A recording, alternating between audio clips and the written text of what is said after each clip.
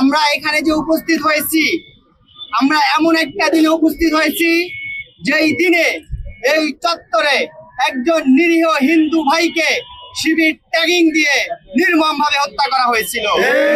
আজকের দিনটা আমাদের আন্তর্জাতিক মানবাধিকার দিবসের ঠিক আগের দিন। আমরা মনে করি এই পুরান ঢাকায় ভিক্টোরিয়া পার্কের পাশে, আদালত প্রাঙ্গণের পাশে দিবালোকে প্রকাশ্যে কুপিয়ে শুধুমাত্র বিশ্বজিৎকেই হত্যা করা হয় নাই, বরং এই ঢাকা শহরে মানবতাকে হত্যা করা হয়েছে।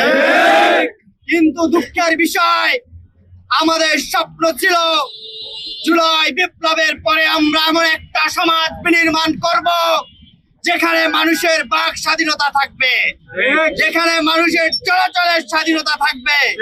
কিন্তু আমরা দেখতে পেয়েছি এই পুরান ঢাকায় মিটফোর্ড হাসপাতালের সামনে 5 আগস্টের পরেও পাথর দিয়ে মানুষকে পৈশাচিক কায়দায় হত্যা করা হয়েছে।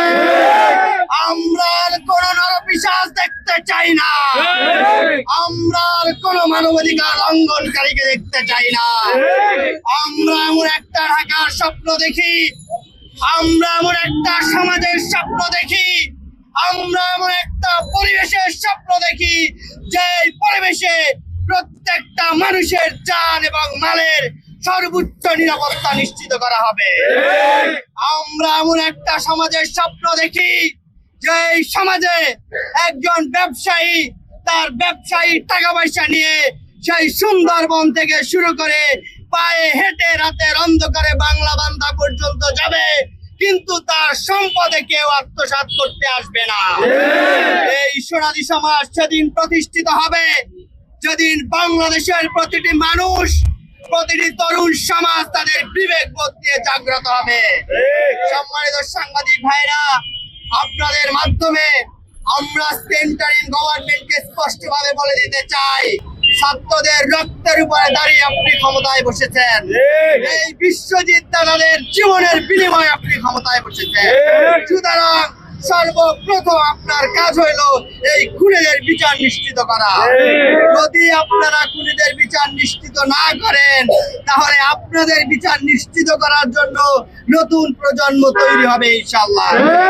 আমরা আমাদের বক্তব্য বেশি দীর্ঘায়িত করব না, আমাদের মেসেজ স্পষ্ট। আজ বিশ্ব মানবাধিকার দিবসের আগের দিন দাঁড়িয়ে আমরা বলতে চাই, আমরা চাই না কোনো মানবাধিকারের লঙ্ঘন হোক, কোনো হত্যাকাণ্ড ঘটুক।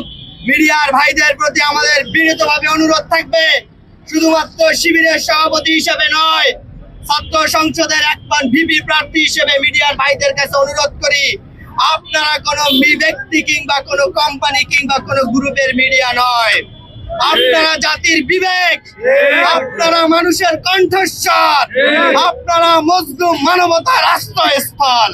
সুতরাং যে জুলুম করবে, জালিমের বিপক্ষে আপনার সর্বশক্তি নিয়ে দাঁড়াবেন ইনশাআল্লাহ।